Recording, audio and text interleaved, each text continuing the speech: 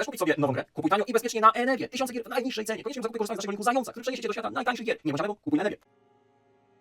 No dzień dobry, witam serdecznie, a właściwie klasyczne to ja Zając z tej strony, witam i zapraszam na nową wersję Potop Total War, modyfikacji do Medievala, która na dniach dostała update, potężna, nowa zawartość, włącznie z mechanikami z AGO do Medievala, także kolejny nowy poziom, jeżeli chodzi o rozwój modyfikacji do nieśmiertelnego Medievala.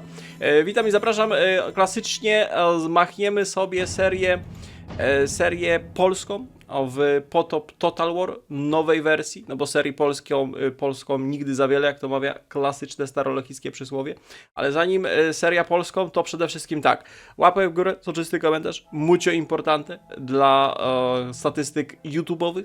Przypominam o dwóch pozostałych kanałach, główny kanał Dołączu Zając oraz kanał z powtórkami streamów znajomych Chomiczana, na same streamy na Twitcha również odsyłam, przypominam link nasz do Eneby, jeżeli chcecie tanie i bezpieczne gry sobie zakupić, no i Discordzik przede wszystkim polecam również być, bo to właśnie dzięki Discordowi Zając dowiedział się, naszemu Discordowi, Zając dowiedział się o tej modyfikacji, wierny widzu pignął Zająca, napisał hej Zając, patrz wyszedł update, no i gdyby nie ten widzu na naszym Discordzie, to Zając by pewnie nawet nie zauważył, że wyszła taka perełka, taki potężny update do polskiego Potop Total War, bo to jest polska modyfikacja, w pełni spolszczona. Pięknie muzyka z tych trylogii leci w tle, Potopy, Ogniem, Mieczem i tak dalej, Włodyjowski. Mam nadzieję, że prawa autorskie się nie będą przyczepiać, ale pięknie to tam sobie będzie, myślę, komponować, jak będziemy szarżą husarii szarżować na biedne tabory kozackie, czy na rozsierdzonego zielonego Kabibiniego, który pół mapy tutaj widzę zajmuje. Jeżeli chodzi o tą mapę, to jest spora. To jest spora mapa, nawet są Ameryczki. Ameryczki mają fajny patent, z tego co zauważyłem, jak sobie podglądałem chwilę. Jest fajny patent, który wam zaraz pokażę na Ameryczki. Generalnie mamy połowę XVII wieku, no i oczywiście poza gnębieniem klasycznie Rzeczpospolitej przez Szwedów, Moskali, Kozaków, pewnie Karabini gdzieś tam się na południu rozsierdzi, no to mamy wojny religijne europejskie, Habsburgowie, protestanci na północy, mamy imperialistyczną Francję z Ludwikiem, wojna domowa w Anglii między Cromwellem a Stuartami, widzę, że Anglia jest podzielona i dwie Anglie widzę, że są klikalne. No i są Ameryczki pod kolonizację, także modyfikacja to nie tylko Polska, ale jest też przygotowana możliwość klikania innymi krajami. No my klasycznie machniemy Polską, Jan Kazimierz Waza, potężna, wszechstronna kawaleria, nie może być inaczej, silni sąsiedzi, przeciętna piechota. Spokojnie nadrobimy. Widziałem, że Polska może wystawiać też swoją wersję wozów, tych takich husyckich. Kto oglądał serię nad Sarzą, ten wie, jakie jest potężne połączenie polskiej kawalerii i wozów husyckich. A właśnie, przypominam o seriach dla patronów. Jak ktoś wspiera Zajączka na Twitchu czy przez Patronite'a, to ma dostęp do tylu serii dla patronów, że to można do zimy siedzieć i Zająca codziennie oglądać. Polecam. Natomiast warto jeszcze wspomnieć, że poza Potop Total War'em, którego my klikamy, kiedyś też go testowaliśmy, jest jeszcze Ogniem i Mieczem, które też testowaliśmy. Jest ta niemiecka modyfikacja. Ale to, co teraz tutaj robi Potop, to jest wyższy poziom. To jest wyższy poziom, dlatego myślę, że porządna seryjka z Rzeczpospolitej na Potop Total War do Medievala 2 siądzie jak złoto. Także zapraszam bardzo serdecznie na filmik wprowadzający. W sumie nie sprawdzałem, czy inne kraje też mają.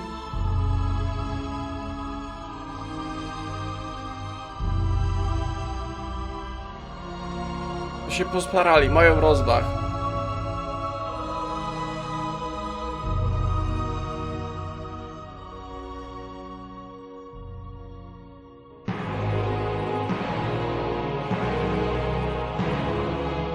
Już ci bandyci, rozumiesz, wszystko co złe nasz Rzeczpospolite sprowadza, to ze wschodu idzie, rozumiesz? Ja, Jeremi Wiśniowiecki, wojewoda ruski, książę na Ludniach i Wiśniowcu. Przysięgam Tobie, Boże w Trójcy Świętej Jedyny i Tobie, Matko Najświętsza, jako podnosząc tę szablę przeciw hultajstwu, którego ojczyzna jest pohańbiona, póki jej nie zlożę, póki mi sił i życia stanie, póki hańby owej nie zmyję, każdego nieprzyjaciela do nóg Rzeczpospolitej nie zegnę, Ukrainy nie uspokoję i buntów chłopskich we krwi nie utopię. A jako ten ślub ze szczerego serca czynię, tak mi Panie Boże dopomóż. Amen.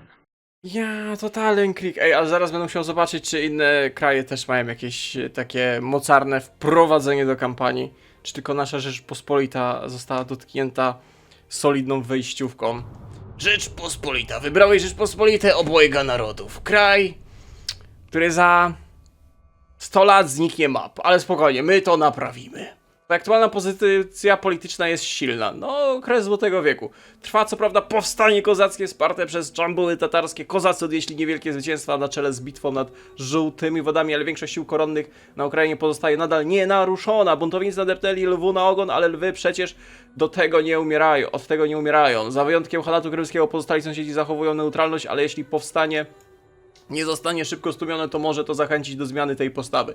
Szczególnie Moskwa, jak zawsze, może być zainteresowana wspieraniem prawosławnych powstańców, mimo że działają ramię w ramię z Tatarami. Wszakże obowiązuje porozumienie obronne o współdziałaniu Moskwy i Rzeczpospolitej w razie najazdów Ordy.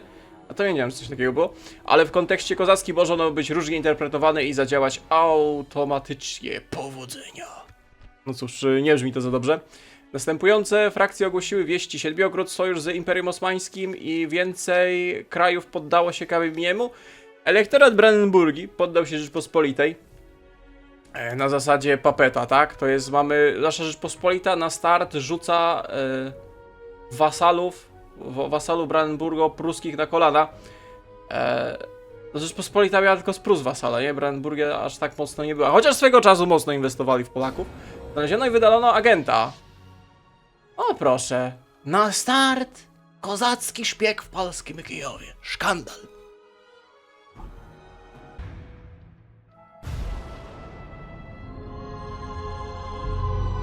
Ej, odpaliłem na chwilę inny scenariusz, bo też chcę zobaczyć, czy jest wprowadzenie. Co ty gadasz? Oni przyzurowali... Co ty gadasz? Ale fajne. Podoba mnie się. Podoba mnie się. No dobra. No dobrze, nasza Rzeczpospolita. Zanim przejdziemy do rozgrywki, to jeszcze kilka fajnych rzeczy, patentów, jakie żem wykrył. Proszę bardzo, klikamy na polską armię i przysłuchajcie się. Każdy sobie panem w naszej Rzeczpospolitej. Dodali głosy z trylogii przy wybieraniu armii. Miłościwy królu. Miłościwy królu. Nice. A jak klikniemy takiego sobie, rozumiesz, zaporowskiego kozaka? Na was pochybel! Na was pochybel! Niektóre kraje mają unikalne, narodowe odzywki po ich wybraniu. Moskwa ma jeszcze śmieszne, ale nie wiem. O, jest Moskwa. Мы не считаем вас врагом. No właśnie, więc można sobie jeszcze bardziej wczuć się w klimat, ale te polskie? Miłościwy królu. Miłościwy królu. Miłościwy panie. A właśnie, bo tu jest Bogdan Chmielnicki. To nie ma ci samopalów i szabel przy boku. No genialne, no nie wiem kto na to wpadł, ale to robi taki klimacik, a taka prosta zmiana. Przecież w Mediewalu zawsze było, że jak wybierałeś armię, to jednostki ci... Uwagę Rzeczpospolitej reprezentuje. To jednostki ci zawsze odpowiadały, a tutaj, jak bazujemy w sumie na ogniem mieczem, na potopie włodejowskim i tak dalej, no to aż się prosi. To jest jeden fajny patent. Forty są dodane, nie wiem czy na wcześniejszej wersji były forty. Co prawda to nie są forty z Divine Conquer, co dają 4 darmowe jednostki, ale mamy jedną darmową jednostkę. Niechże Bóg pana prowadzi. O, proszę bardzo, księżniczka. Miasta solidnie rozbudować. Widziałem, że można ciekawe rzeczy robić. To mamy raz, dwa, trzy, cztery. 4 po 6 to jest 24, 27 powiedzmy rzeczy do budowy. I teraz powiedzcie mi, fani Warhammera, gdzie stawiacie kafel i non-stop budujecie tą samą templatkę osady, że to jest lepsze w Warhammerze. No powiedz mi, że to jest lepsze. Nie jest lepsze. Tu jest piękno, tu jest prawdziwy Total War porzucony. Dobra, zając, nie odpalaj się. Jak ktoś sobie kreśli bingo na filmach zajęczych, to może odhaczyć wyzywanie Warhammera. A, właśnie, miałem wam o tych Ameryczkach pokazać. Na chwilę odsłonimy sobie mapę. Tylko po to, żeby wam pokazać Ameryczki, bo generalnie Medieval ma te ograniczenia na liczbę osad i ta mapa w Europie jest duża, w Europie tam Afryce Północnej, jak widzicie na minimapie, tu teraz patrzę się na zająca, no to tych osad jest dużo naciapane, a Ameryka jest zrobiona na zasadzie, że to jest jedna prowincja, Nowa Ziemia w postaci Nowej Fulandii chyba, dobrze tu widziałem, Nowej Fulandii, a to wszystko co tu widzicie, te osady, to są tak naprawdę forty, gdzie je zajmujesz, masz darmowe jednostki i chodzi o to, rozumiem, taki jest patent zaproponowany przez twórców moda, że tutaj masz wysyłać kupców i ciągnąć handel z zasobów naturalnych z Ameryki Północnej. A tak naprawdę to nie zajmujesz osad, tylko forty. No fortów można ciapać ile się chce, nie wiem czy na forty jest ograniczenie, ale widzę, że jest nawalone. I tutaj są forty, znaczy lokacje powiedzmy hiszpańskie, francuskie, angielskie i holenderskie, jeżeli chodzi o ten wyścig kolonialny, więc jak ktoś chce sobie w potopie pograć powiedzmy krajami z możliwością kolonizacji, no to też będzie mógł się w starym, poczciwym mediewalu bawić w wyścig kolonialny o zasoby naturalne Ameryki Północnej. To rada w sumie tych zasobów bardziej na południe, bo na północy to głównie forty, tu widzę same lasy, o tu trochę złota, to jest śmieszne. Hiszpania, w sensie Półwysep Yucatan, Meksyk i tu zaraz obok Afryka. No trochę się ściśniło, no ale jest jak jest. Tu w ogóle jest kolejna kolonia. Port Elimina.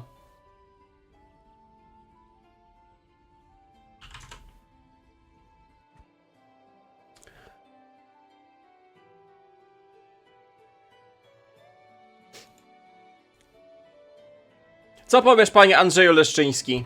Nomine Patris et Filii et Spiritus Sancti. Amin.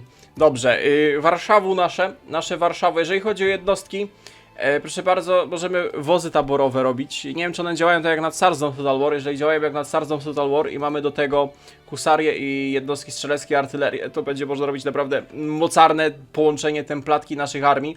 W ogóle ciekawe, że Mikołaj Potocki na początek jest obtoczony w kociołku przez Tuchaj Beja. Co to nie macie samopalów i szabel przy boku? Dobra, zaraz tam podejdziemy. Przez Czerń kozaczą otoczony bandytów trzeba wyciągnąć naszego Mikołaja Potockiego. W naszej Rzeczpospolitej.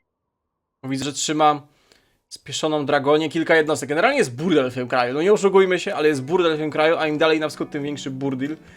I na start już mamy szekle na minus.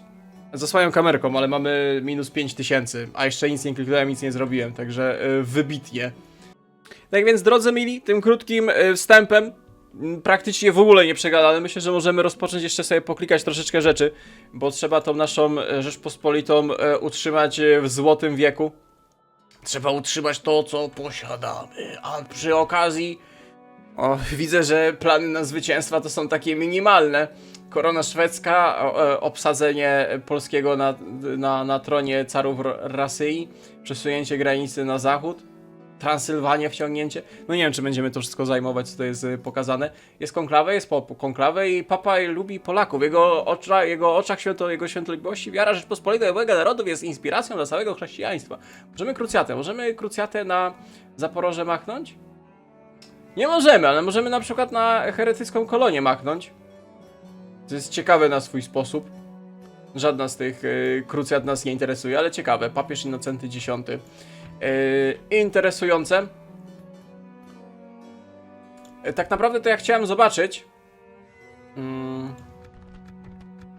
A możemy drzewko rodzinne. Zygmunt III odszedł w 1632. Władysław IV, 48. No i teraz mamy Jana Kazimierza. Maria Ludwika jest jego małżonką. Posiada brata królewicza Karola Ferdynanda, dziedzica póki co frakcji. Posiada siostrę Annę Katarzynę, Wazównę. Bardzo dobrze. Nie wiem, bo chciałem zobaczyć, nie ma... O, dyplomacja, właśnie.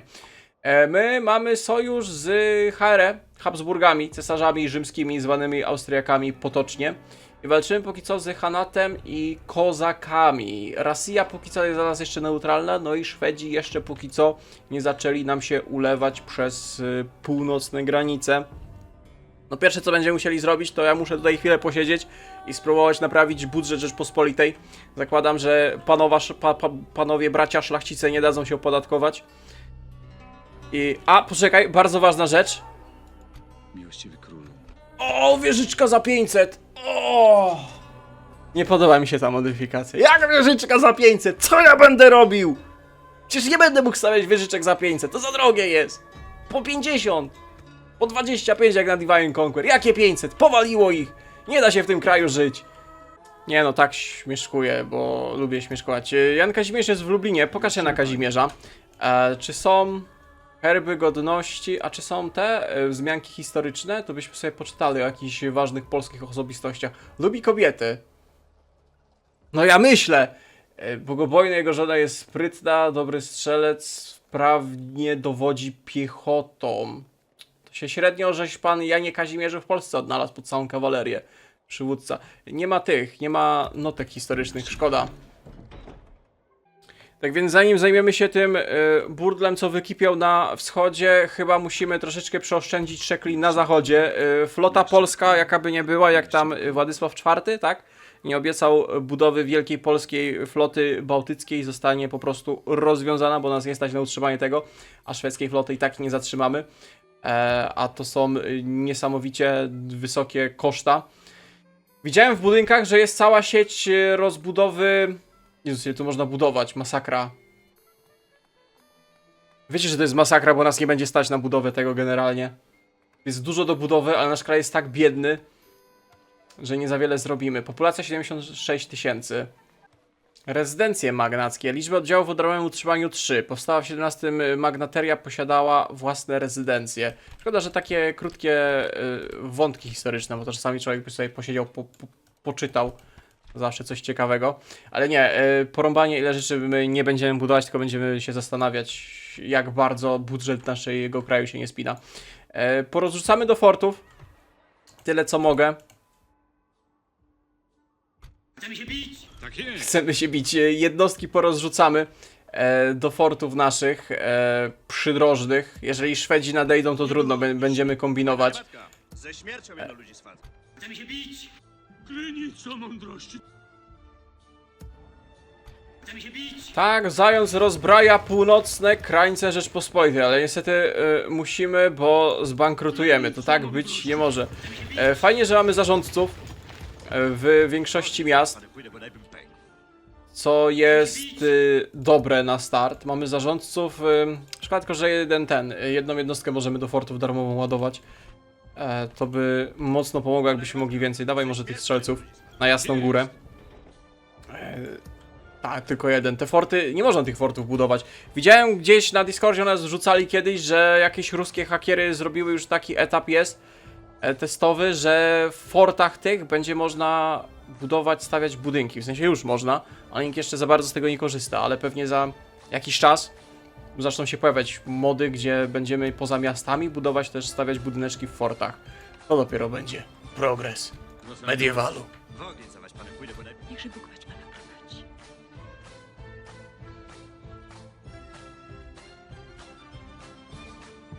Polska ma organki! Wielkie organki w Smoleńsku mamy stacjonujące. Ty, ze Smoleńska jest blisko do Moskwy. Tak tylko wspominam. Tak tylko wspominam. Zając cały czas rozbraja Rzeczpospolitą, już tylko z minus 5000 na minus 71. Zając jest szwedzkim szpiegiem. Pod pretekstem zaoszczędzenia szekli rozbroił Polską Rzeczpospolitą. Dobra, powiedzmy, że zachodnia i północna Polska w miarę rozbrojona. Tu będziemy mieli jakieś zgrupowanie, jakby nas Szwedzi zaatakowali, a tutaj trochę jednostek zostawiamy, jakby nas wybuchła wojna z Moskwiczanami. A tak to większość jednostek, która się nie mieściła w fortach, została rozwiązana, resztę ściągamy na południe. A w Lublinie, z tego co widziałem, stacjonuje nasz król. Tylko zrobimy tak, działa zostawimy, bo one strasznie ograniczają zasięg ruchu, w sumie nie będą niesamowicie spowalniać naszą armię. No i król od razu ruszy na wschód z jedynym na razie oddziałem husarii. 120 husarzy, atak 24, szarża 8. Trochę mało szarży. Myślałem, że będą mieli więcej szarży do łamania, ale spoko. Myślę, że na początek wystarczy. Nie godzisz mnie. Pójdziemy gdzie trzeba. Co mój hetman? Miłościwy królu. Chcemy się bić! Co mój hetman? Do jutra mamy spokój, bości panowie. Do jutra mamy spokój. Nic bardziej mylnego, bo jeszcze dzisiaj bym bitewkę wcisnął, ale zanim bitwa, to trzeba jakieś szekle zainwestować. Myślę, że na razie będziemy inwestować w bezpieczną Warszawę. Przecież nic złego się nie stanie, nikt, żaden nie wiem, jakiś Szwed tam w Warszawie nagle nie wyląduje, prawda? Toalety publiczne można tego zbudować. Ciekawe, czy w tych toaletach publicznych będzie to taka wspólna szczota, co mieli Rzymianie w swoich tych. To było śmieszne. Co ty gadasz? Patrzę, czy jest budynek, który obniża koszty budowy i przyspiesza. Ale chyba nie ma. Jest mega dużo budynków, ale czegoś takiego nie ma. Jakiegoś kamieniarza czy trwala,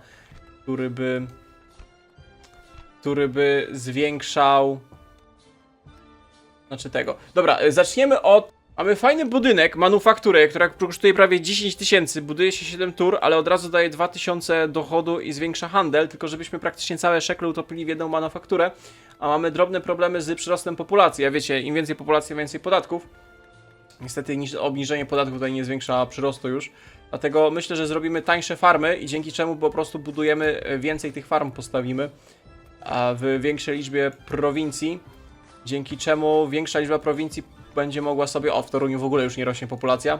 Dzięki w teorii więcej prowincji zacznie powoli procentowo już sobie zyskiwać na populacji. Także tych wszystkich zachodnich osadach, bezpiecznych podkreślam, stawiaj Płodzian?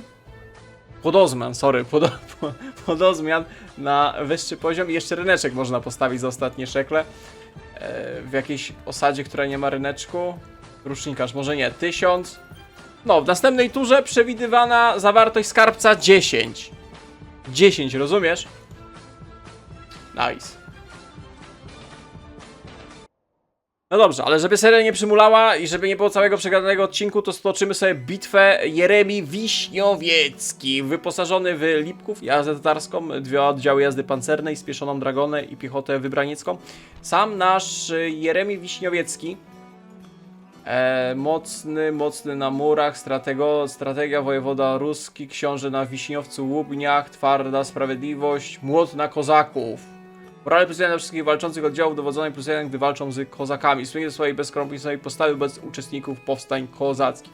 Panie Jeremi, proszę czynić honory i rozegrać dzisiaj... Pa, jak uciekają kozaki przed Jeremi. Chodź. Pułkownik Boris. Kozaccy, harcownicy i czerń. A właśnie, miałem zobaczyć, czym jest... A to w bitwie zobaczymy. Zapraszam na pierwszą bitwę, którą rozdziewiczy Jeremi Wiśniowiecki. A, generałowie to jest husaria. O, proszę bardzo, to może będziemy więcej generałów ładować do armii, skoro to jest piękna husaria.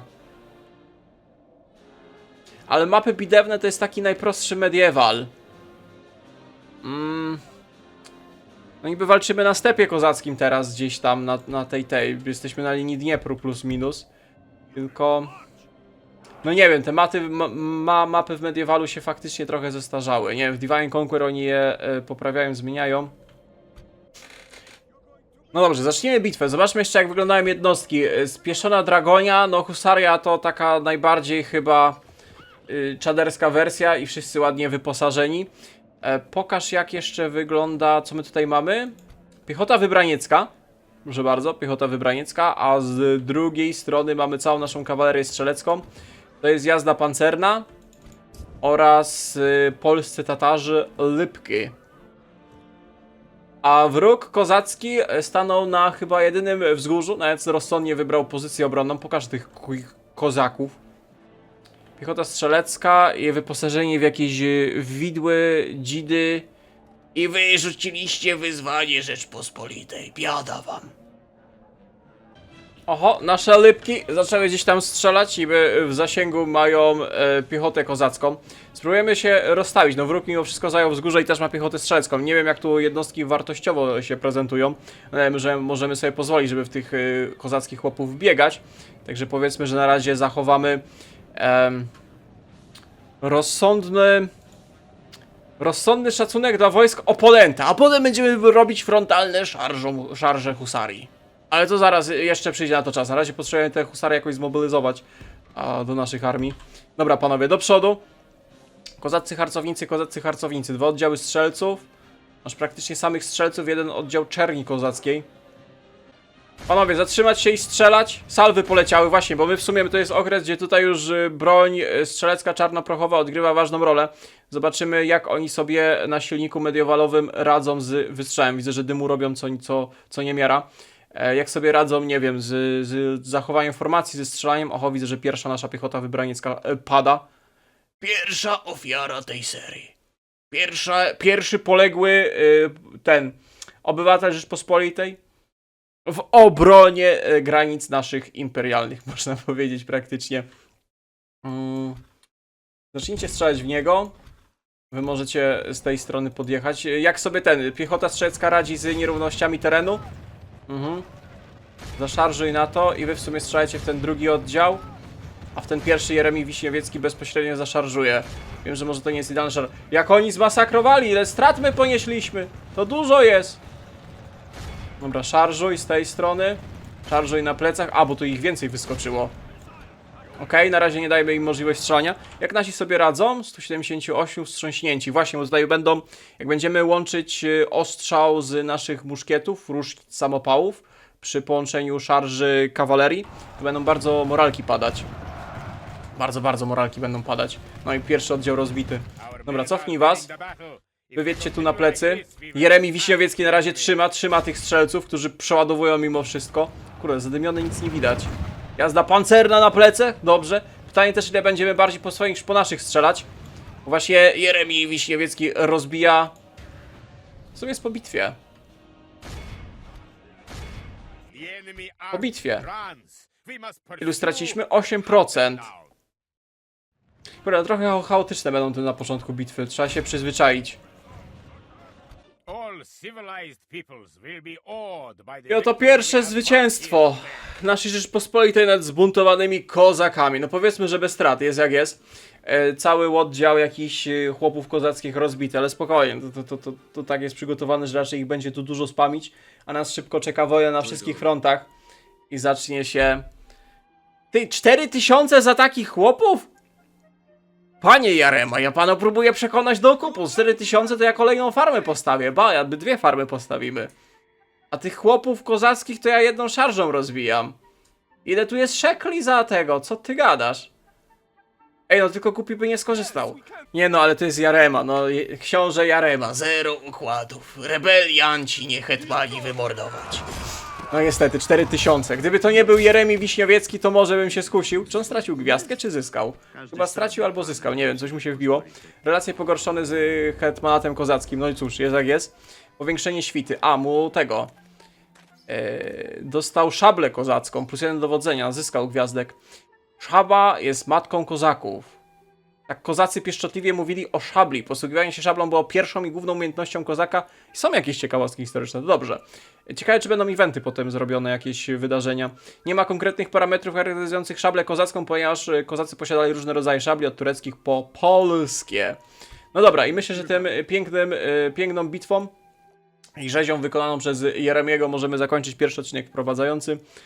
Następne odcinki to już mam nadzieję będzie soczysty Totalenkrieg na Zaporożu. Kłaniam się niziutko, przypominam o komentarzach, dziękuję wszystkim, którzy oglądali do końca, do następnego. Cześć, cześć.